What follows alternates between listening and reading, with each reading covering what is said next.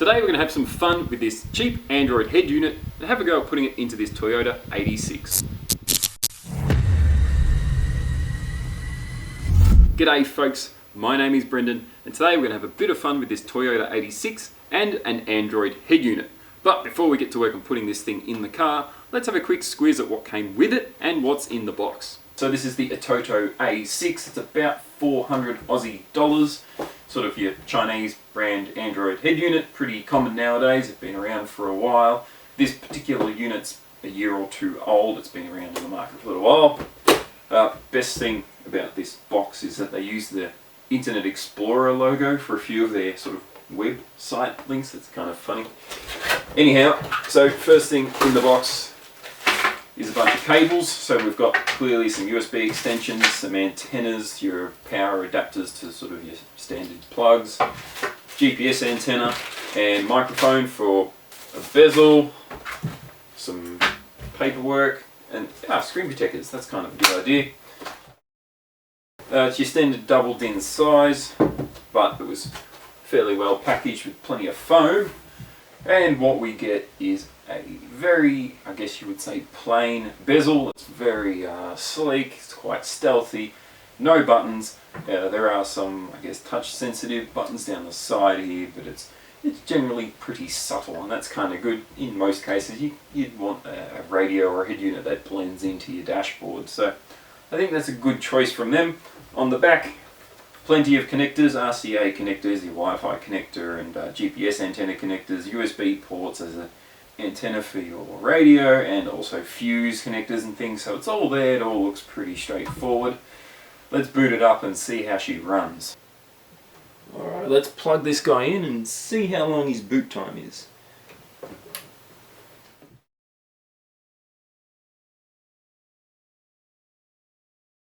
And we're at the, I guess you'd call the dashboard or the home screen. That was fairly quick. So across the top is kind of your pages, and then down here we've got the common used apps, so phone, some sort of radio. Yep. What's this one? Video player or something perhaps? Yep, no videos, no worries. And then all of your apps, maps, music, settings.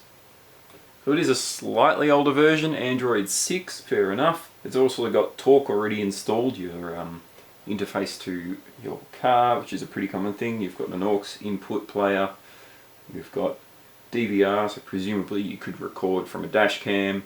Easy connection, which I'm assuming is a phone tethering device, or phone tethering app. Wi-Fi, searching for Wi-Fi networks. We haven't plugged in the antenna, but it's still found my home Wi-Fi connections, so that's good. It's found both the 2 gig and the 4 gig.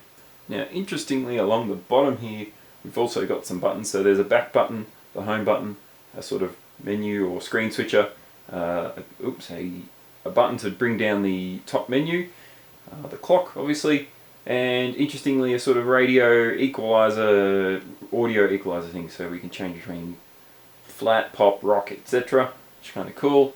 Brightness setting.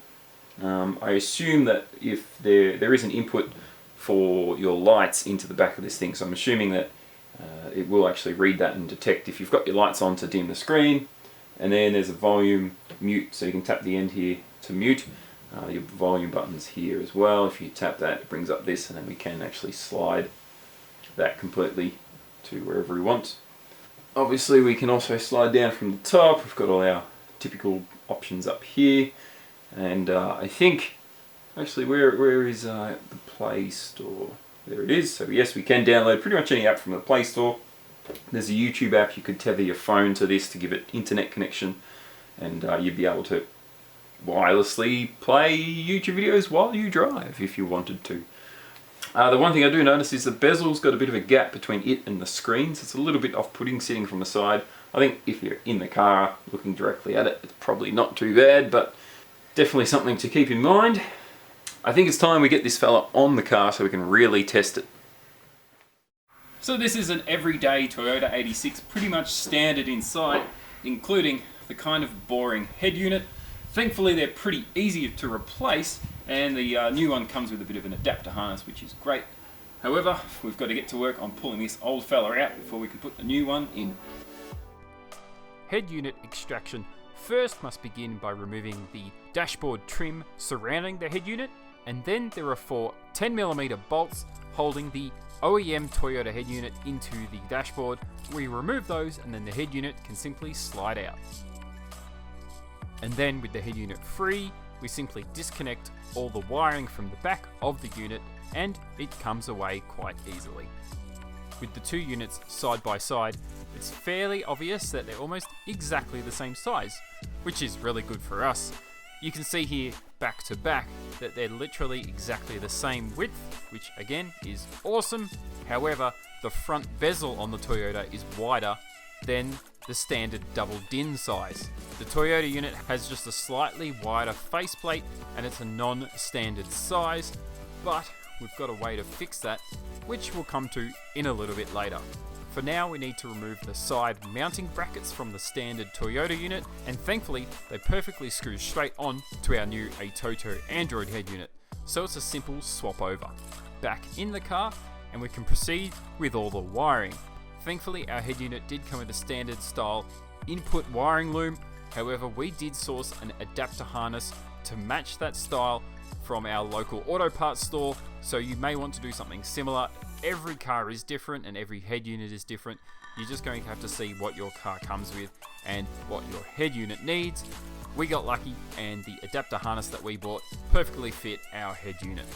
And then with our adapter harness fixed, we then moved on to installing the hands-free microphone above the driver's side trim area, and then ran its cable down to the head unit area, and then similarly we installed the GPS antenna onto the windscreen on the passenger side, again running its wire down to the head unit area here as well.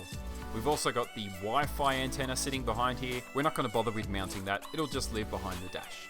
We can then get our head unit all plugged in, slide it in place, bolt it down, and this is a good time to give it a quick test before you go reinstall everything. And as I mentioned earlier, this trim is slightly wider than the standard DIN size, so we went ahead and installed these slight adapter pieces. They're available online. You do a Google search or an eBay search and you'll find them. They just fill the void either side of the standard DIN. With those installed into our trim, we can then reinstall the trim around the head unit and pretty much finish this install. So warm boot up's pretty quick.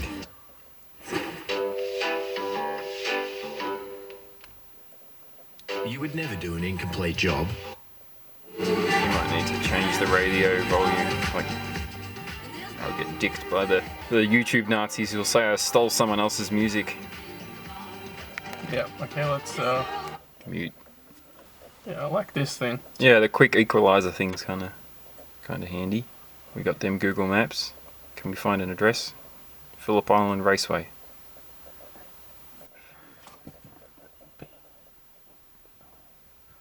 On the GP circuit. Yeah, there you go. Talk's the app that displays like car data. So if we put a Bluetooth OBD connector on here, I've got one in my car. You should be able to put one on here and get like real-time data of your car, like speed and stuff. That's cool. Yeah. So go to settings. Wonder if there's any stuff that's kind of head unity that we can play with, like colors for the buttons. Let's try display first. LED panel display. That's what I want to see. What's the auto brightness? Okay, just whatever.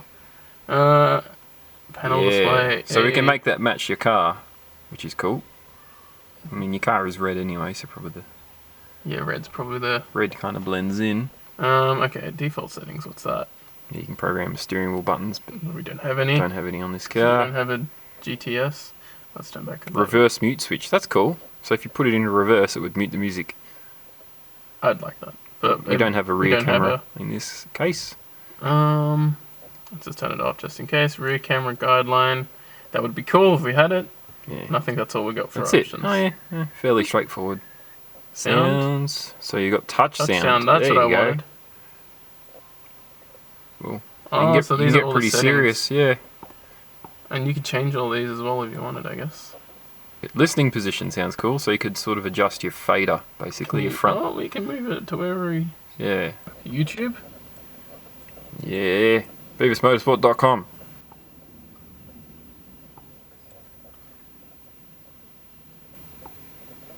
Beavis Motorhead. Hey. Yeah, just click one. Oh, cool. Oh yeah. It's cool. It's a little blurry. Oh, maybe it's quality settings. Oh no, that's not too bad. A bit here. Footwell, which clearly.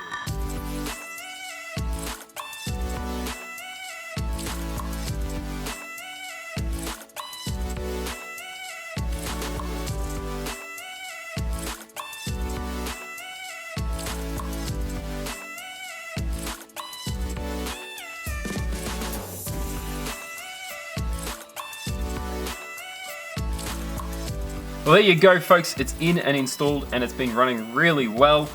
Very nice and intuitive. It's quite smooth. It runs quite fast. It's got all the features you'd expect from an Android head unit. You've got your sat-nav, radio, Bluetooth, pairing to your phone. All of that works really well. We've been enjoying having a little play here in the garage.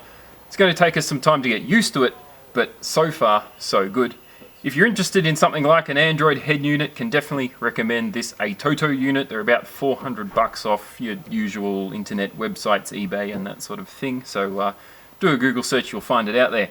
Installation wise, this car is really quite easy with the OEM bracket that comes straight from the original head unit that bolts straight onto this one. We did have to add the spacers either side of it, but that's kind of necessary with any aftermarket double din unit for this car. It's just a fact that the Toyota head unit is slightly wider than your standard size. That's part of life, unfortunately.